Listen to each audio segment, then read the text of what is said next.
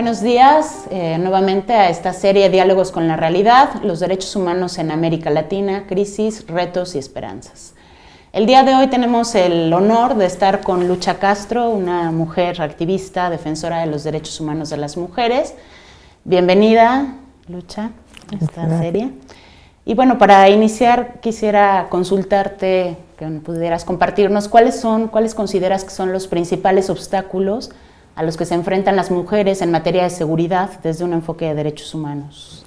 Bueno, mira, yo les diría en primer lugar que si consideramos como la seguridad ciudadana como aquella situación que permite que las personas puedan vivir libres de violencia, que puedan vivir protegidas del delito y que un Estado de Derecho realmente sea responsable de que esto suceda, pues ahí están las estadísticas, ¿no?, que no mienten. 1 de cada 3 mujeres en nuestro país sufrirá y ha sufrido ha sido víctima de delitos que tienen que ver con la violencia o psicológica o sexual o familiar, etcétera, ¿no? Y sobre todo por las instituciones que son responsables de protegerla.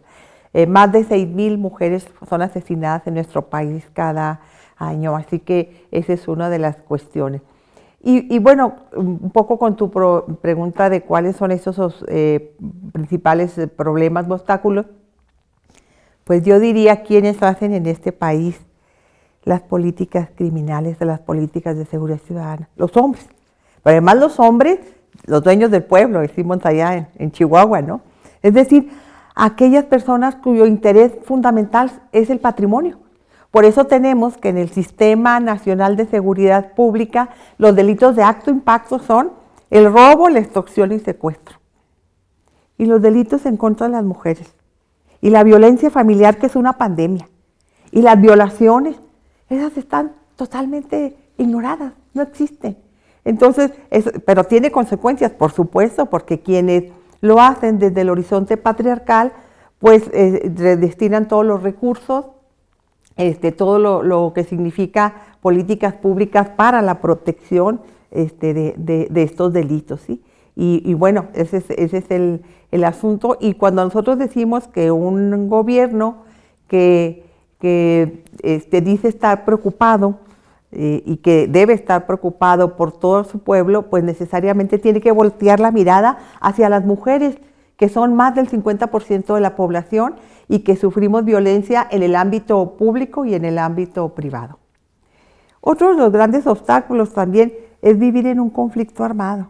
O sea, México vive en un conflicto armado. Si bien es cierto que jurídicamente no tiene el estatus desde el punto de vista de las organizaciones sociales, pero tiene, de los organismos internacionales, pero tiene más muertos, tiene más desaparecidos que en muchísimas partes del planeta en donde hay conflicto armado. Y eso va, obviamente, a más armas, mayor vulnerabilidad de las mujeres, ¿sí? Pero además, vivir en un conflicto armado significa, estamos hablando, por ejemplo, voy a hablar de las mujeres rurales de mi estado, de Chihuahua, que se ven obligadas a compartir o convivir con hombres armados, sean sicarios, sean policías, sean militares. Y las mujeres presas de terror están siempre vigilantes donde las armas de los hombres llegan simplemente para llevarse a sus hijos, para que engruesen las filas del crimen organizado, o bien las desaparecen, o bien a sus hijas para que satisfagan las necesidades sexuales de los hombres que están luchando esa guerra. Entonces, y las mujeres deben permanecer olvidadas, ¿no? También vivir en el conflicto de este conflicto armado significa la invisibilidad de todas aquellas mujeres que se han quedado frente a las familias. Imagínate, tenemos más de 25,000 desaparecidos. En un sistema como el mexicano, en donde el mayor proveedor es el hombre, ¿a quién le importa todo el sufrimiento que ha pasado? ¿Cuál es el destino de esas mujeres que se quedaron con los hijos, con las hijas? Le estoy diciendo a las madres, las hermanas, las hijas, ¿sí?, las esposas de los desaparecidos, de los asesinados. Entonces, ese es otro de los grandes obstáculos, pues es vivir en estar y viviendo, subsistiendo, digo yo, nosotros subsistimos, sobrevivimos cada día, ¿no? Claro. Y frente a este contexto que planteas de violaciones, ¿no?, continuas de derechos humanos de las mujeres, feminicidios, violencias, ¿cuáles consideras tú que son los obstáculos que mayormente enfrentamos, ¿no?, o qué obstáculos hay en materia de impunidad, ¿no?, frente a todos estos casos de violaciones a derechos de las mujeres? Bueno, mira, una de las cuestiones que México es conocido en la región como el país más adelantado en el tema de los derechos humanos, de protección, de leyes, y efectivamente lo es. La Ley General de Acceso a las Mujeres a una Vida Libre de Violencia fue la primera en el continente americano. Por supuesto, México ha firmado todos los tratados internacionales, incluyendo CEDAW y Belén do Pará. Es decir, por leyes no paramos. Significa que el componente formal, dijéramos así, el componente normativo está perfectamente cubierto, ¿no? Tenemos leyes. ¿Cuál es el problema? El componente estructural. Y cuando digo el componente estructural, me refiero a la interpretación que hacen de esas leyes, de esos tratados, de esas normas, los operadores del sistema de justicia. Y cuando digo operadores del sistema de justicia, me refiero desde el policía que atiende la llamada de una víctima de violencia familiar, en lo que llega primeramente y lo ve, y en su reporte lo considera como un tema de riña, ¿no? Por ejemplo. Sí, o en el caso del Ministerio Público, cuando hablo de operadores del sistema de justicia, estoy hablando de policías, estoy hablando de ministerios públicos, estoy hablando de peritos, estoy hablando de jueces. O el Ministerio Público, que cuando llega una mujer que ha sido violada, pues lo primero que voltea a verla es saber si está joven, si está vieja, y empieza a hacer sus cuestiones sexistas, ¿no? Si está joven, dice, bueno, pues sí está, es que estaba muy buena. Si está vieja, qué mala. O sea, esos comentarios, ¿no? Pero además no le creen a la mujer que la viola. Y entonces también empiezan a cuestionarle a qué horas estaba, en dónde estaba, por qué andaba sola, qué tipo de ropa tenía. No le creen. Y yo, por ejemplo, siempre te pongo este ejemplo, no sé el camarógrafo cómo se llamará, pero si me dice su nombre. Marcos. Bueno, vamos a hacer que Marcos llega ahí y presenta una denuncia por un robo de su coche, dicen por acá, ¿no? Y entonces a Marcos le preguntan, a ver Marcos, dígame la matrícula o dígame también la placa y dónde está, en qué calle, qué color. Le creen. A él no lo regañan. A Marcos no le dicen, oye Marcos, ¿por qué es pendejo? ¿Por qué no lo dejaste en un estacionamiento? ¿Te fijaste que había luz mercurial? ¿Por qué lo dejaste en un callejón?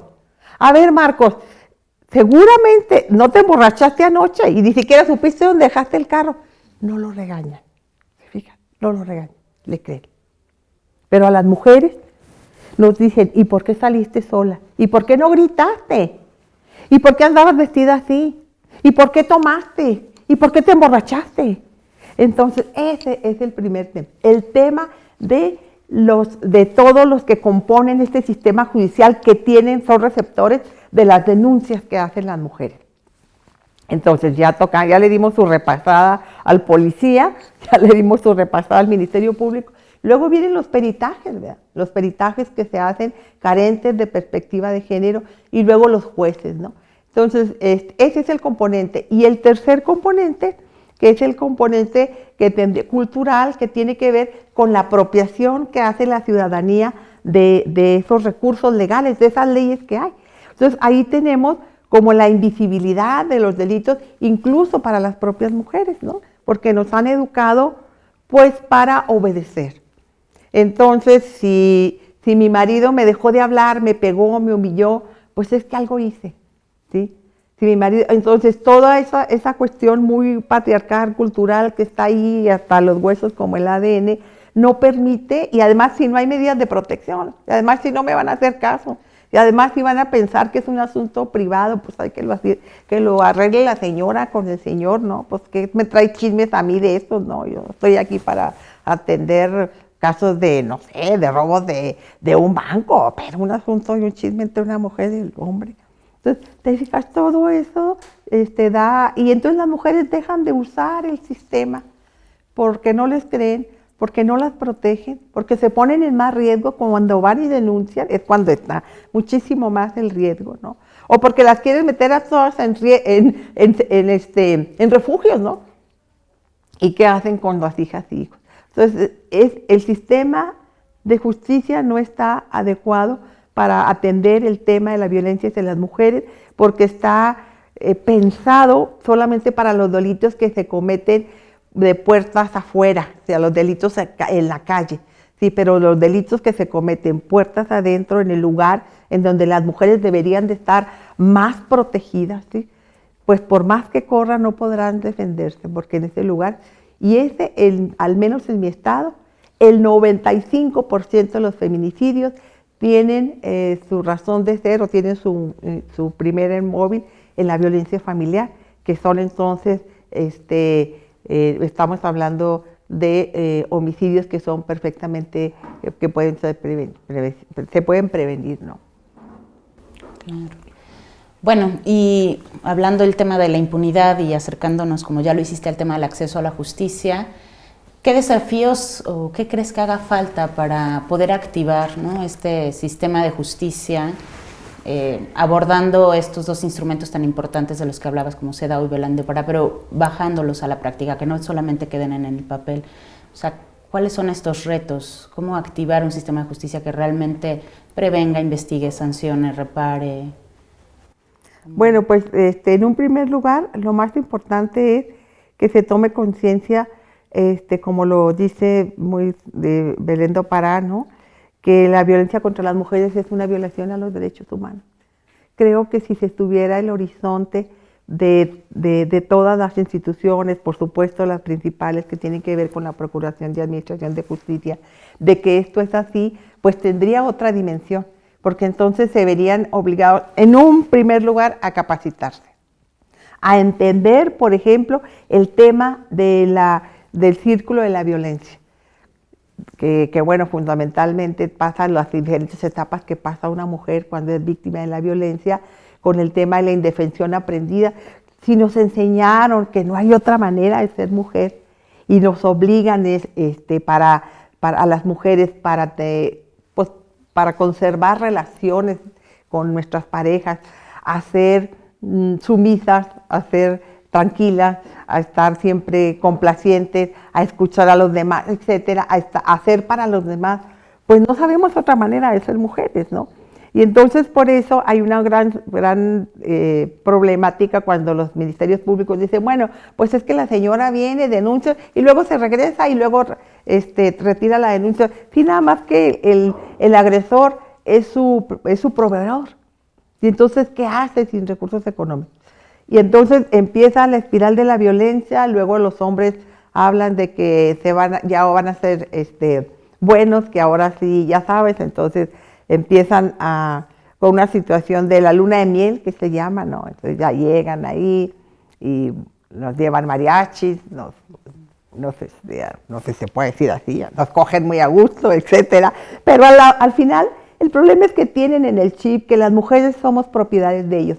Y entonces en ese sentido vuelve de nuevo a la violencia por el control que se tiene que tener hacia las mujeres. Entonces todo tiene que ver con todo un procedimiento de cambio estructural, de deconstrucción del patriarcado, que afortunadamente hay cada vez más conciencia en muchos hombres que están con nosotras luchando pues sí por una sociedad más igualitaria, ¿no? y con mayor parejura. Yo creo que ahorita en el otro segmento hablaremos del sistema oral, que es otra cosa. Claro, un nuevo desafío. Bueno, vamos a un corte y regresamos con esta serie, Diálogos de la Realidad. Gracias. Bueno, estamos nuevamente en este espacio, en esta serie, Diálogos con la Realidad, los derechos humanos en América Latina, crisis, retos y esperanzas.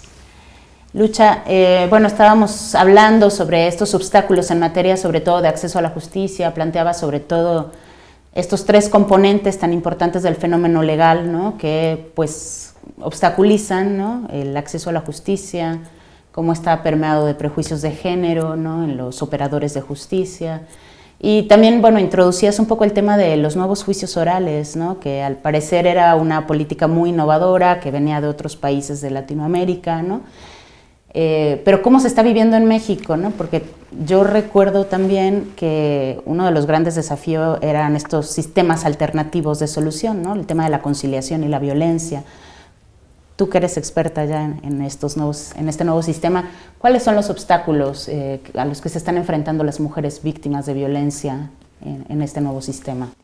Bueno, primero quiero decirte que, para contextualizar, yo vengo de Chihuahua, el lugar que saltó a la fama por los feminicidios, con más de 400 recomendaciones de organismos internacionales por las violaciones a las niñas y mujeres, y que dio paso a la emblemática sentencia de Campo Algodonero, ¿sí?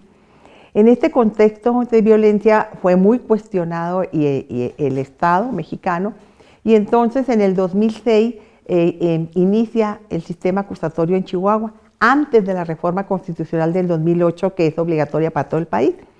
Entonces, en esa reforma, en el entonces gobernador Reyes Baeza, yo era consejera ciudadana, y nos pidieron como la anuencia, porque bueno, era un sistema completamente nuevo que había que incorporar, y el Estado necesitaba nuestra colaboración.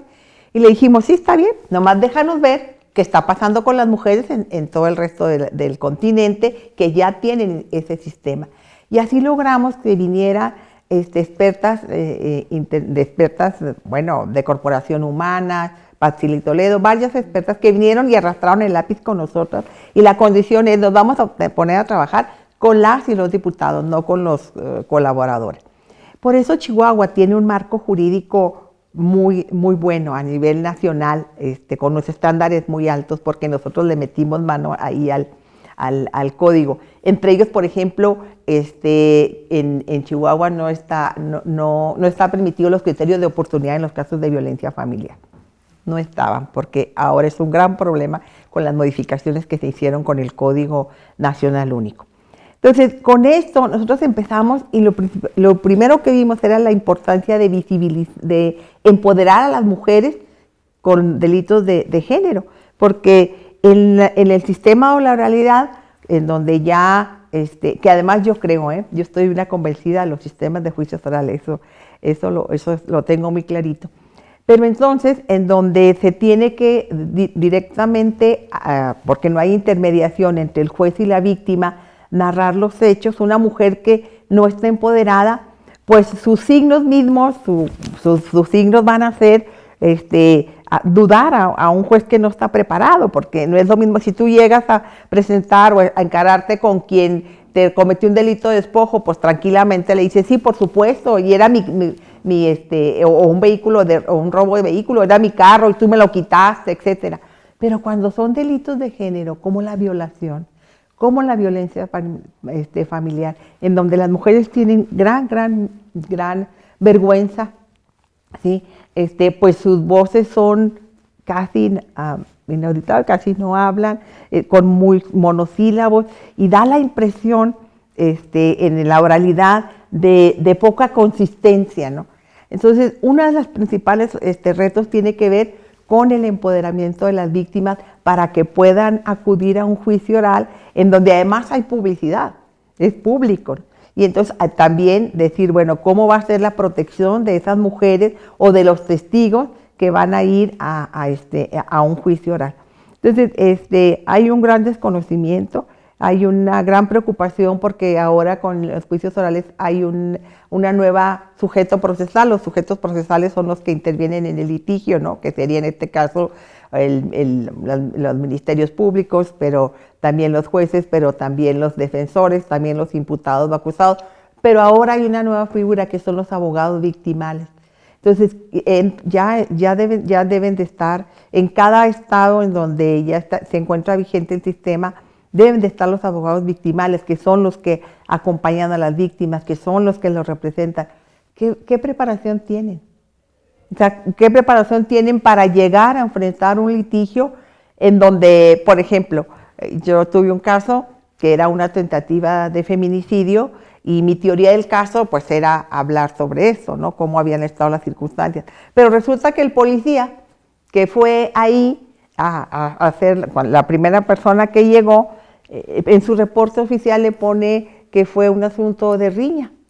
Obviamente la teoría del caso del defensor era, a ver, aquí esta abogada feminista todo lo ve con ojos de feminicidio. Ese es un asunto de riña, porque además quien llegó primero fue el policía, y el policía tiene un reporte de riña. Entonces, ahora con este sistema, los policías, por ejemplo, van a tener, o los mismos peritos van a tener un valor preponderante porque son los que llegan ante el tribunal. Antes los peritajes se hacían por escrito y los mandaban, ¿no? Ahora tú tienes que llegar ahí y frente al juez, frente a la jueza, discutir y bueno, emitir tus opiniones sobre los peritajes que hiciste, razonar el peritaje. Entonces, sí es bien importante la capacitación que se va a tener que dar a todos los operadores del sistema de justicia, porque si no, pues esto se va a convertir se va a revertir en contra de las mujeres, ¿sí? Y bueno, lo que tú comentabas ahorita, el tema de la mediación, ¿no? O sea, este sistema habla de que hay medidas alternas de solución de conflictos para no congestionar el sistema y no se vayan todos a juicio oral, pero también las víctimas tienen derecho a irse a un juicio oral. Entonces habría que ver que la mediación no puede funcionar en el caso de la violencia familiar, y no lo puede funcionar simplemente porque hay asimetrías de poder, ¿verdad? O sea, el sometimiento que viven las mujeres que están en esas condiciones. Claro, y en este sentido, bueno, me parece bien importante, ¿no?, rescatar estos criterios o estándares internacionales, tanto de la Corte como de la Comisión, en el sentido de la prohibición, ¿no?, de la conciliación de los casos de violencia contra las mujeres, porque mandan esta idea, ¿no?, o mensaje de tolerancia estatal frente a la violencia, donde la mujer, como tú mencionas, pues no se encuentra en una misma condición, ¿no?, de empoderamiento debido pues a todo este ciclo de violencia, toda la dependencia. Y bueno, bien importante el tema de la capacitación, porque si no se siguen reproduciendo a un viejo y nuevo sistema todos estos prejuicios de género, ¿no?, que están dentro de los procesos de justicia. Y bueno, finalmente, no sé, también quisiéramos saber cuál es tu opinión, o sea, cuáles son, o tú consideras que las mujeres o algún sector en especial de las mujeres se encuentra en mayor situación de vulnerabilidad frente a, no sé, las iniciativas de leyes, frente a políticas públicas o frente a la actuación, ¿no?, judicial. ¿Existen sectores principales de mujeres? Bueno, mira, creo que un sector muy, muy vulnerable ahorita son las mujeres indígenas, por el tema de la apropiación de sus territorios, ¿no? Y aquí me acuerdo de Doña Rosa. Doña Rosa era una mujer que vive en la sierra y lo único que tiene en su casa, que es una choza, es una Virgen de Guadalupe, a la que le reza todos los días. Y le dije, oiga, Doña Rosa, ¿y qué le reza a la Virgen de Guadalupe? Bueno, yo soy teóloga, por supuesto que tengo formación religiosa, pero le digo, pues, ¿qué tanto le reza a la Virgen de Guadalupe? Me dice, ande, pues que no hay abajo nada del suelo. ¿Cómo que no hay abajo nada del suelo? Sí, claro, porque la mujer había sido 3 veces desplazada. Porque abajo de donde ella vivía había petróleo. Otra vez, porque abajo donde ella vivía había plata. Entonces todo lo que quería esa pobre mujer era que no hubiera nada abajo del suelo. Y esa es una realidad de muchas mujeres, ¿no? El tema del desplazamiento forzado de los territorios y la imposición de los megaproyectos a partir, obviamente, de una política del Estado, y en donde ahora hay unos nuevos actores que hacen frente, que es el crimen organizado. Ese es algo que nosotros no contábamos. Yo soy defensora, tengo toda mi vida siendo defensora, pero yo nunca tuve que andar con escolta en los juicios, y ahora tengo que andar con escolta.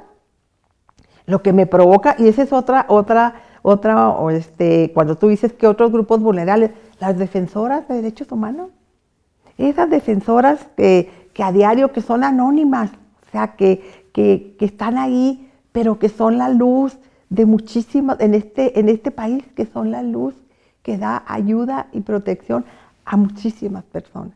Entonces, esas defensoras también están en grave riesgo, ¿no? Las defensoras y defensores de mi país. Por supuesto, además de las mujeres indígenas, pues ya lo decía, las mujeres del medio rural, ¿no?